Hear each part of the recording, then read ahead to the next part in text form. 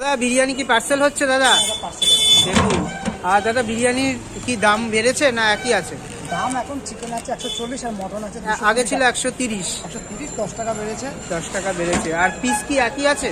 Piece একই আছে, মালের কোয়ালিটি আরো ভালো হয়েছে। মানে পিস একটু বড় হয়েছে তাই তো? একটু বড় হয়েছে।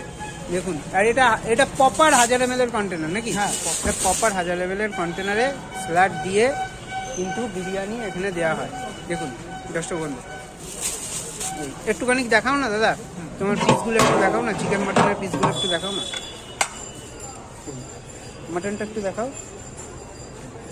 এই যে মাটন 220 220 গ্রামের পিস তাই তো? এই দিয়ে মাটন কত? 220 টাকা। 220 টাকা। দেখুন এটা কি আনলিমিটেড? আনলিমিটেড। আর চিকেনটা একটু দেখাও